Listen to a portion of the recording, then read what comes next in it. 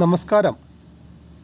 Information മീഡിയയുടെ പുതിയൊരു വീഡിയോസിലേക്ക് എല്ലാ കൂട്ടുകാർക്കും ഒരിക്കൽ കൂടി സ്വാഗതം. ഓരോ വ്യക്തികൾക്കും 5 ലക്ഷം രൂപ ലഭിക്കുന്ന RSBY സൗജന്യ ആരോഗ്യ ഇൻഷുറൻസ് കാർഡിനെ കുറിച്ചാണ് നോക്കാൻ പോകുന്നത്. എങ്ങനെയാണ് ഈ കാർഡ് അപ്ഡേറ്റ് ചെയ്യുക, എങ്ങനെ കാർഡില്ലാത്ത ആളുകൾക്ക് കാർഡ് എടുക്കുക, നിലവിൽ കാർഡുള്ള ആളുകൾ മറ്റു കുടുംബങ്ങൾ എങ്ങനെ ചേർക്കാം എന്നതിനെക്കുറിച്ചുമെല്ലാം വളരെ വിശദമായി നോക്കാം. അതിനു മുന്നോടിയായി ഇൻഫർമേഷൻ മീഡിയയുടെ വീഡിയോസ് നിങ്ങൾ ആദ്യമായിട്ടാണ് ഇപ്പോൾ കാണുന്നതെങ്കിൽ ഇപ്പോൾ തന്നെ ചാനൽ സബ്സ്ക്രൈബ് ചെയ്ത് വെക്കുക. നമ്മുടെ ഈ ചാനലിൽ ഒരു തരത്തിലുള്ള മതപരമായ കാര്യങ്ങൾ, രാഷ്ട്രീയപരമായ കാര്യങ്ങളൊന്നും വരുന്നതല്ല. ഗവൺമെൻറ്റിൽ നിന്ന് ലഭിക്കുന്ന സേവനങ്ങൾ, ആനുകൂല്യങ്ങൾ, അറിയിപ്പുകൾ എന്നിവയെക്കുറിച്ച് മാത്രമായിരിക്കും വീഡിയോസുകൾ വരുന്നത്. ശ്രദ്ധിക്കുക, ഗവൺമെൻറ് സേവനങ്ങളും അറിയിപ്പുകളും എപ്പോൾ വേണമെങ്കിലും പുതിയ മാറ്റങ്ങൾ വരാം. നിങ്ങൾക്ക് ഏറ്റവും പുതിയ അറിയിപ്പുകൾ ലഭിക്കാൻ ഇപ്പോൾ തന്നെ ചാനൽ സബ്സ്ക്രൈബ് ചെയ്ത് തൊട്ടടുത്തുള്ള ബെല്ലൈക്കൺ കൂടി ക്ലിക്ക് ചെയ്യുക. ഫേസ്ബുക്കിൽ വീഡിയോ കാണുന്ന ആളുകൾ ചാനലൊന്ന് ഫോളോ ചെയ്ത് ലൈക്ക് ചെയ്ത് മറ്റ് കൂട്ടുകാരിലേക്ക് ഷെയർ ചെയ്ത് കൊടുക്കുകയും ചെയ്യുക. നമുക്കറിയാം, നമ്മുടെ നിത്യജീവിതത്തിൽ വരുന്ന വലിയ കാര്യമാണ് ഹോസ്പിറ്റൽ ചിലവുകൾ. പ്രതീക്ഷിക്കാതെ വരുന്ന ഇത്തരം കാര്യങ്ങളിലാണ് നമ്മുടെ സാമ്പത്തിക നില താളം തെറ്റുന്നത്. അതിന് പരിഹാരമായിട്ടായിരുന്നു കേന്ദ്ര സർക്കാർ പുറത്തിറക്കിയ RSBY കാർഡ്. കുടുംബത്തിലെ ഓരോ അംഗങ്ങൾക്കും വർഷത്തിൽ 5 ലക്ഷം രൂപയുടെ ഇൻഷുറൻസ് ലഭിക്കുന്ന പദ്ധതിയായിരുന്നു ഇത്. ഇപ്പോൾ ലാസ്റ്റ് പുറത്തിറക്കിയ കാർഡാണ് ഇപ്പോൾ നമ്മൾ സ്ക്രീനിൽ കാണുന്നത്.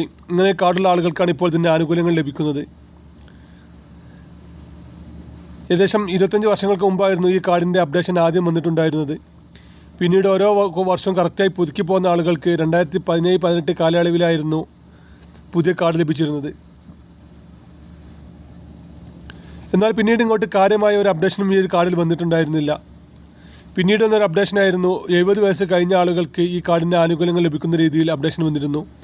അന്ന് കാർഡ് എടുത്ത ആളുകൾക്ക് ഇപ്പോൾ ഇതിൻ്റെ ആനുകൂല്യങ്ങൾ ലഭിക്കുന്നുണ്ട്.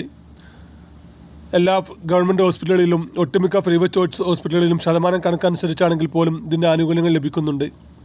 പ്രൈവറ്റ് ഹോസ്പിറ്റലുകളിൽ നമ്മൾ അഡ്മിറ്റ് ആവുന്ന കേസുകൾക്ക് 20% വരെ ആനുകൂല്യങ്ങൾ ഈ ഒരു കാർഡ് മുഖേന ഇപ്പോഴും ലഭിക്കുന്നുണ്ട്. ഇപ്പോൾ ഈ കാർഡ് പുതിയതെടുക്കാൻ ഇപ്പോൾ അവസരമില്ല.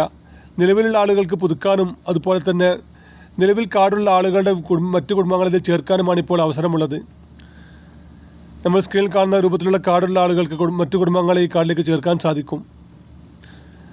എന്തെങ്കിലും ഒരു അത്യാവശ്യ സമയത്ത് നമ്മൾ ഹോസ്പിറ്റലിൽ അഡ്മിറ്റ് ആവുകയാണെങ്കിൽ ഈ നിലവിൽ കാർഡുള്ള ആളുകളും അവരുടെ കുടുംബങ്ങളെയും ഈ കാർഡിൽ ചേർക്കാൻ നമുക്ക് അവരുടെ കിയോസ്കിൽ പോയി കഴിഞ്ഞാൽ ചേർക്കാൻ സാധിക്കുന്നുണ്ട്.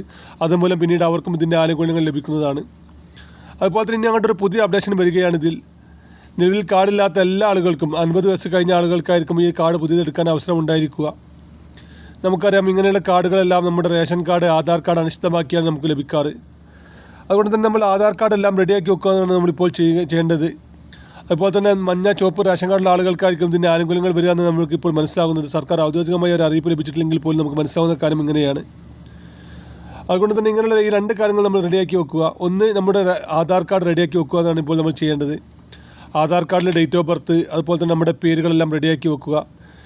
ഇനിയും മൊബൈൽ നമ്പർ ലിങ്ക് ചെയ്യാത്ത ആളുകളുണ്ടെങ്കിൽ മൊബൈൽ നമ്പർ ലിങ്ക് ചെയ്ത് വെക്കുക.